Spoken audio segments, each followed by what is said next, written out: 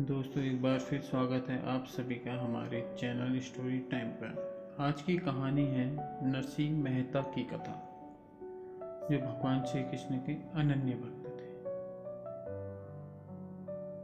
नरसिंह मेहता भगवान श्री कृष्ण के महान भक्त थे। वे बहुत बड़े दानी भी थे और श्री कृष्ण के नाम पर उन्होंने अपना सर्वस्व दान कर दिया। उनकी भक्ति के प्रताप से नानी बाई का मायरा बनने स्वयं श्री कृष्ण को आना पड़ा। नरसिंह जी के जीवन पर एक आधारित कथा भी है, जो बताती है कि वे कितने बड़े दानवीर थे और सत्य के प्रति उनकी कैसी निष्ठा थी। एक बार नरसिंह जी साधु संतों के साथ किसी तीर्थ स्थल के मंदिरों में दर्शन कर रहे थे। वे अपनी धन संपत्ति दान कर चुके थे। अब भगवान का नाम ही उनकी सबसे बड़ी संपत्ति थी। मंदिर में बाहर आते ही उन्हें याचकों ने घेर लिया और धन भोजन आदि मांगने लगे। पास में एक पैसा नहीं और यहाँ याचकों की भीड़ लगी थी। किसे क्या दूं? नरसिंह जी चिंतित हो गए। तभी उन्हें एक उपाय सूझा। धन नहीं है तो क्या हुआ, अभी उनके पास गिरवी रखने योग्य एक वस्तु थी। उनका मानना था कि पुरुष की मूंछ भी उसकी प्रतिष्ठा और आत्मसम्मान का प्रतीक होती है। इसलिए वे एक साहूकार के पास गए और अपनी मूंछ का एक बाल गिरवी रखाए। साहूकार ने इसके बदले उन्हें धन दे दिया और नरसिंह जी ने वह संपूर्ण धन याचकों को दान कर दिया। यह दृश्य नरसिंह जी के नगर का एक व्यक्ति भी देख रहा था। उन्होंने सोचा, क्यों ना मैं भी नरसिंह की तरह अपना एक बाल गिरवी रख दूं और काफी धन हासिल कर लूं। वह साहूकार के पास गया और बोला, मेरी एक मूंछ का बाल गिरवी रखकर मुझे भी उतनी रकम दे दीजिए जितना आपने नरसिंह जी को दिया है।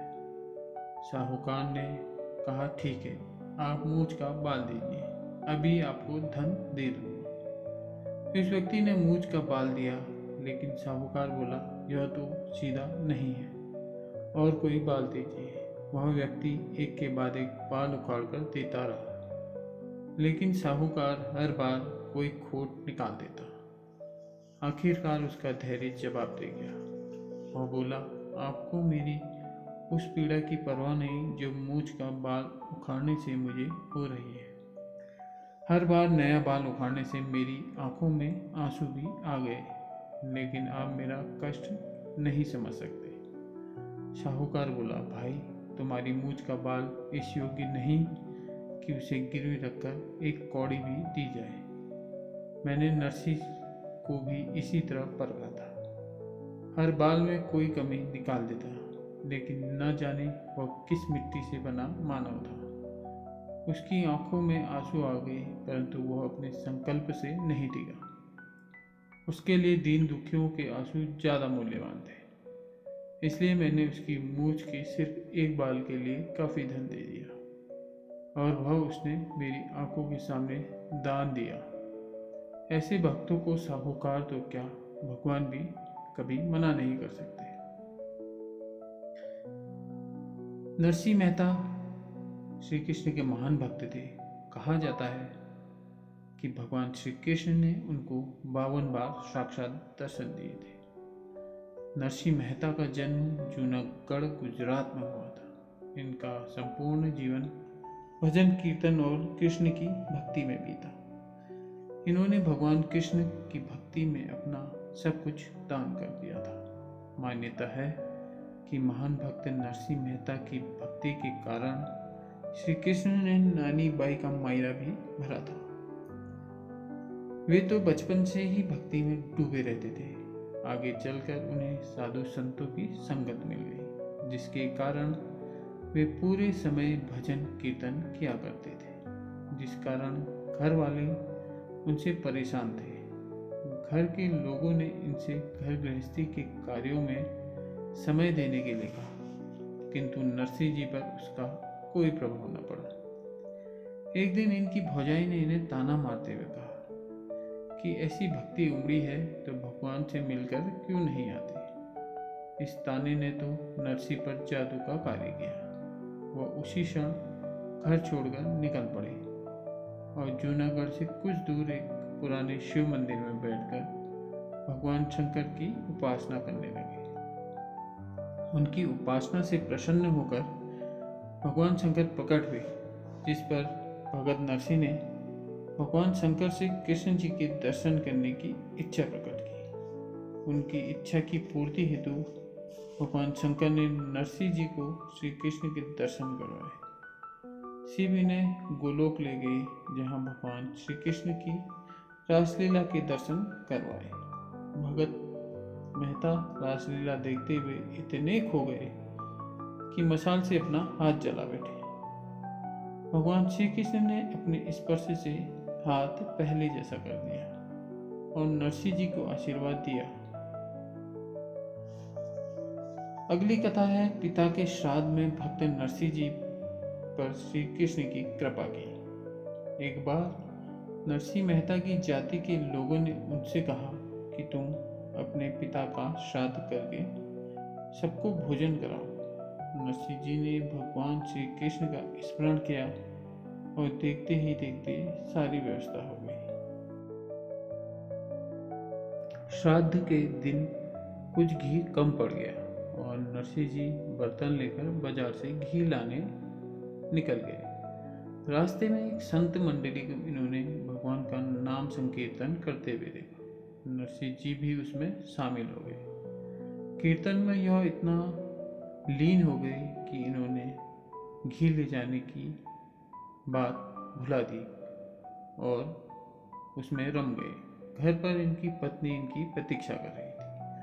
भक्त वत्सल भगवान श्री कृष्ण ने नरसी का वेश बनाया और स्वयं घी लेकर उनके घर पहुंचे। ब्राह्मण भोज का कार्य सुचारू रूप से संपन्न हो गया। कीर्तन समाप्त होने पर काफी रात्रि बीत चुकी थी। नरसी जी डरते हुए घर घी लेकर पहुंचे और पत्नी से विलंब के लिए क्षमा मांगने लगे। इनकी पत्नी ने कहा, स्वामी, इसमें क्षमा मांगने की कौन सी बात है? आप ही ने तो इसके पूर्व घी लाकर ब्राह्मणों को भोजन कराया है। नरसी जी ने कहा, भाग्यवान, तुम धन्य हो, वह मैं नहीं था, भगवान श्री कृष्ण थे। तुमने प्रभु का साक्षात दर्शन किया है। मैं तो साधु मंडली में कीर्तन कर रहा था। कीर्तन बंद हो जाने पर घी लाने की याद आई और इसे लेकर आया हूँ। यह सुन नरसी जी की पत्नी आश्चर्यचकित हो गई और श्री कृष्ण को बारंबार प्रणाम करने लगी। सावल सेठ के रूप में स्वयं भगवान कृष्ण द्वारा हुंडी रखने की कथा। एक बार नागरिकों ने नरसी जी की बेइज्जती करने के लिए कुछ तीर्थयात्रियों को नरसी जी के घर भेजा और द्वारिका के किसी सेठ के ऊपर हुंडी लिखने के लिए कहा। नरसी जी के कोई पहचान वाला न होने पर भी उन्होंने सावल सेठ के नाम चिट्ठी लिखी। पहले तो नरसी जी ने मना करते हुए कहा कि मैं तो गरीब आदमी हूँ, मेरे पहचान का कोई सेठ नहीं जो तुम्हें द्वारिका में हुंडी दे देगा। पर जब साधु नहीं माने तो उन्होंने कागज लाकर 500 रुपये की हुंडी द्वारिका में देने के लिए लिख दी और देने वाले का नाम सावल शाह लिख दिया। हुंडी एक तरह के उस समय कागज होता था जैसे आज डिमांड ड्राफ्ट होता है।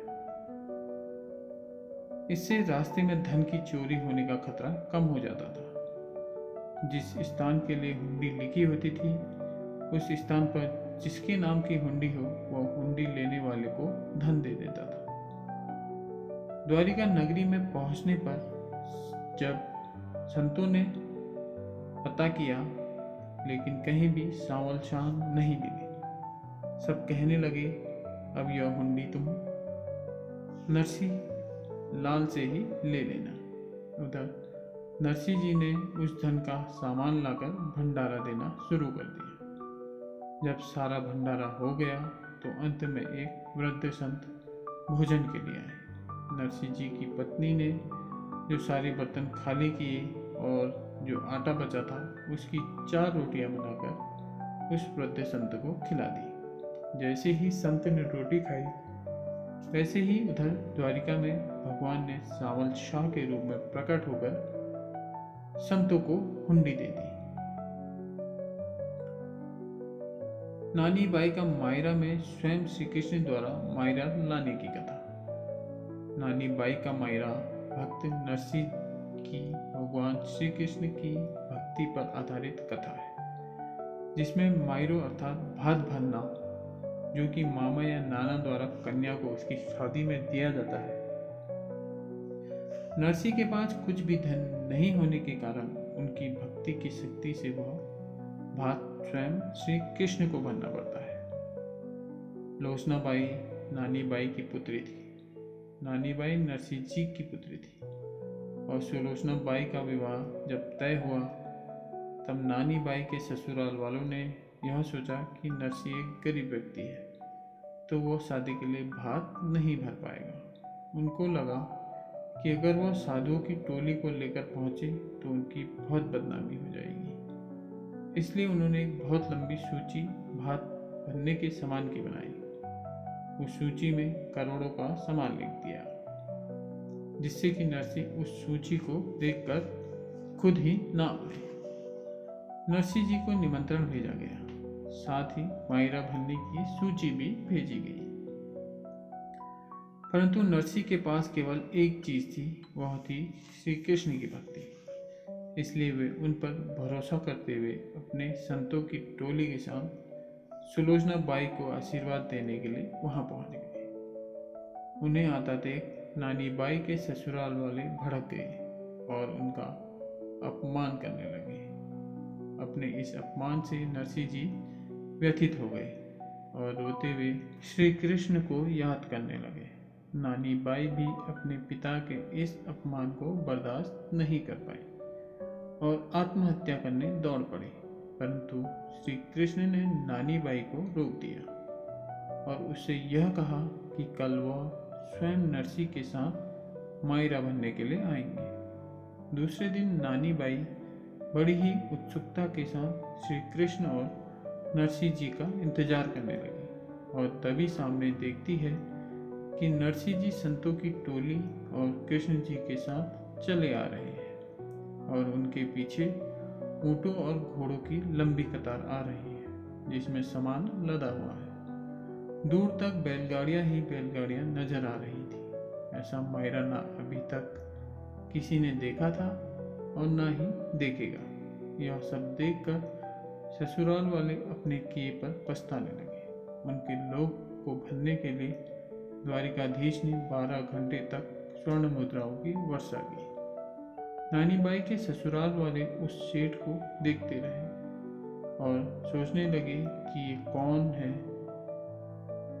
और ये क्यों नरसिंह जी की मदद कर रहा है। जब उनसे रहा न गया तो उन्होंने पूछा कि कृपा करके आप अपना परिचय दीजिए और आप क्यों नरसिंह जी की सहायता कर रहे हैं। उनके इस प्रश्न के उत्तर में जो जवाब सेठ ने दिया वही इस कथा का संपूर्ण सार है तथा इस प्रसंग का केंद्र भी है। इस उत्तर के बाद सारे प्रश्न अपने आप समाप्त हो जाते हैं। सेठ जी का उत्तर था, मैं नरसिंह जी का सेवक हूँ, इनका अधिकार चलता है मुझ पर। जब कभी भी ये मुझे पुकारते हैं मैं दौड़ा चला आता हूँ। इनके पास जो ये चाहते हैं मैं वही करता हूँ। इनके कहे कार्य को पूर्ण करना ही मेरा कर्तव्य है। ये उत्तर सुनकर सभी हैरान रह गए और किसी के समझ में कुछ नहीं आ रहा था। बस नानी बाई ही समझती थी कि उनके पिता की भक्ति के कारण ही श्री कृष्ण उससे बधे हैं और उनका दुख अब देख नहीं पा रहे, इसलिए मायरा भरने स्वयं ही आ गए। इससे यही साबित होता है कि भगवान केवल अपने भक्तों के वश में होते हैं। तो दोस्तों, ये कहानी थी श्री कृष्ण के महान भक्त नरसिंह जी की, जिनके कहने पर श्री कृष्ण दौड़े दौड़े चले आते थे और उनका कभी अपमान नहीं होने दिया। नरसिंह जी बहुत बड़े भक्त थे जो हमेशा कृष्ण में लीन रहते थे। तो दोस्तों ये कहानी थी नरसिंह मेहता जी की। ऐसी ही और प्रेरणादायक और अच्छी कहानियाँ सुनने के लिए प्लीज़ लाइक करें, सब्सक्राइब करें हमारा चैनल स्टोरी टाइम। आप सभी का धन्यवाद। जय जय श्री राधे। जय जय श्री राधे।